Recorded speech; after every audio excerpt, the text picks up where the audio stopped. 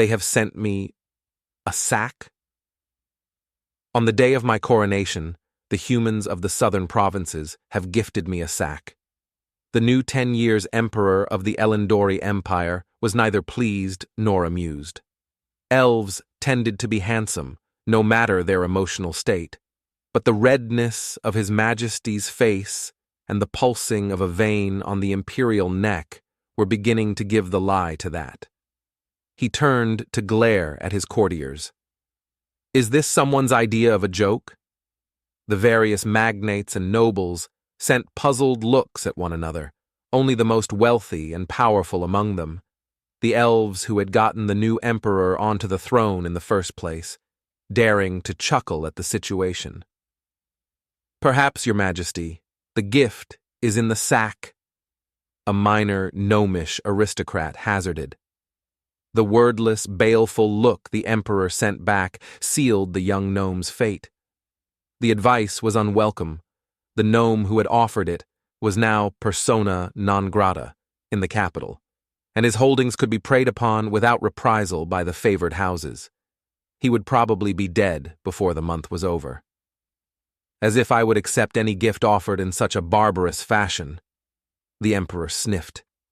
It was custom in the Elendori Empire, upon the ascension of a new emperor following his appointment by the College of Dukes, for all the lands of the empire to send the finest works of their wizards and mages as tribute to help set the tone for the new reign. Only the greatest examples of the sorcerous arts were offered up, for the province's fates depended upon how well each gift was received. Earn the emperor's disfavor through a gift that did not dazzle or awe, and the next 10 years could be filled with crushing taxes, manpower levies, and revocation of rights for the guilty province. Especially if said province were inhabited by those who had the temerity and sheer gall to not be elves in the first place. This most recent 10 years emperor was known to be even less forgiving of the sin of non-elvishness than his predecessors. Knowing this, the various non-elven polities of the empire had outdone themselves in the quest to win him over through their coronation gifts. From the gnomish provinces in the northwest had come a jeweled clock, meticulous in its craftsmanship, its accuracy assured by mechanical precision, supplemented by subtle magics that bound its gears to the flow of the time stream itself. To mark each hour, a tiny trumpeter would stride from a door and play a song praising the might and wisdom of the imperial sovereign.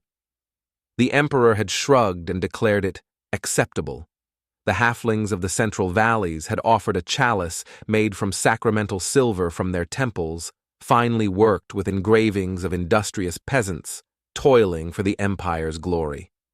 Its enchantments were such that any liquid placed within it could be made to take on whatever taste the drinker desired, any poisons would be rendered harmless, and whatever beverage it held would be offered at precisely the ideal temperature for best enjoyment. This had been pronounced adequate, but only just. The dwarves of the mountain lands had sent a mighty sword from their best smiths. It was nearly 4 feet long, but weighed so little it handled like a dagger. Its hilt was formed into the crest of the new emperor's noble house, its blade glowing with the runes for sharpness, strength, speed, and penetration. Lovely as any artwork in the Imperial Museum, it could plunge straight through the mightiest armor and could take the head of an elder dragon with a single negligent blow. Unfortunately, the pommel color clashed with the emperor's preferred wardrobe, so the dwarves would be getting a tax increase and a little taste of the imperial lash for the next few years. Thus, it was to say the least surprising that the humans had not exerted themselves more in the quest for their emperor's good graces. Even before his ascension, His Majesty had long been a voice for sterner treatment of the pestilent round-ears who filled the wooded hills of the imperial south.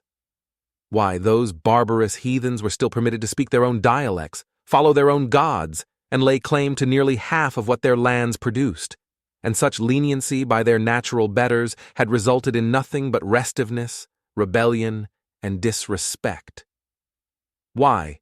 When the previous emperor had all the shrines to human heroes in those provinces pulled down and replaced with statues of his favorite court poetess, there had been so much howling from the humans that the elves had been forced to sully the hands of their soldiers by having them hang the most vocal complainers. His Majesty was already known to be entertaining ideas of a severe culling of the southern provinces' populace. Shouldn't they be trying to forestall such a thing, however long the odds of their swaying the emperor's mind might be? Still, morbid curiosity is still curiosity, so despite the coarseness of its burlap fabric and the grotesque lumpiness of its contents, there was much desire to know what was inside the bag. The emperor glanced to his court sorcerer, who beckoned a couple of halfling servants to bring the sack closer for his inspection. The sorcerer's delicate brows arched. "There is a most powerful weaving of dweomers upon this bag, Your Majesty. The spellwork is crude, but extremely potent and complex." "Ah! There is a card!" He plucked a thick parchment from the top of the sack. "The humans' penmanship is as atrocious as themselves, but—" He trailed off, scowling just a little as he read. Brows knitted, he opened the sack slightly and peeked inside. A couple of blinks, a deep flush of red to his face, and he cinched the thing closed again. "And just what is within that sack to make you react thus?" the emperor demanded. The court sorcerer glanced around the room. "I mislike to speak of such before such an audience, Your Majesty. I asked for answers, not your feelings." The sorcerer took a deep breath. "It is full of members, Your Majesty." "Members of what?" "Members," the sorcerer repeated, emphasizing the word. "Manhoods." Seeing that his sovereign still wasn't getting it, the sorcerer sighed and said, "Your Majesty, the bag is full of members." "What?" This was the reaction from pretty much the entire throne room. "Members, Your Majesty, of every type and description." The court sorcerer drew himself up. "Perhaps it were best if I just read the card the humans sent?" "Ahem. To His Imperial Majesty, highest ruler of the Elendori Empire, we, the humans of your southern provinces, know that we are not your favored subjects. We have felt the weight of elvish disdain for ourselves and our culture since our lands were conquered centuries ago, and we know that your own preference is that we cease to be all together, for ourselves and our way of life to be erased from your sight once and for all. And we also know that this is our last chance at peace with our elvish overlords. So, we make the most of this opportunity by offering you the most suitable coronation gift we could think of. The sack you see before you has been enchanted by our greatest magical artifices. It will recreate, with perfect fidelity, the member of every male that has ever lived upon this world, be they elf, human, goblin, or other, 200 at a time. Each time the bag is emptied, it will refill, until a replica of every member that has ever existed has been produced.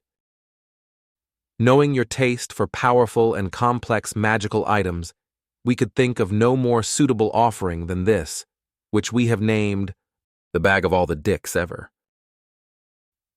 The Emperor's expression was torn between baffled, enraged, and intrigued. On the one hand, the spell work to create such a complex thing was downright impressive, especially for mere humans. But on the other hand, endless disembodied members. "So, they have sent me a bag of all the dicks ever?" He glared coldly at his courtiers, though of course none of them were humans. "I would know what they mean by this gift." "Wait, Your Majesty. The message continues on the other side. It says ... The court sorcerer paled and swallowed hard. "Aha. It says, so, from the humans of the south to the new Elendori Emperor, bon appetit."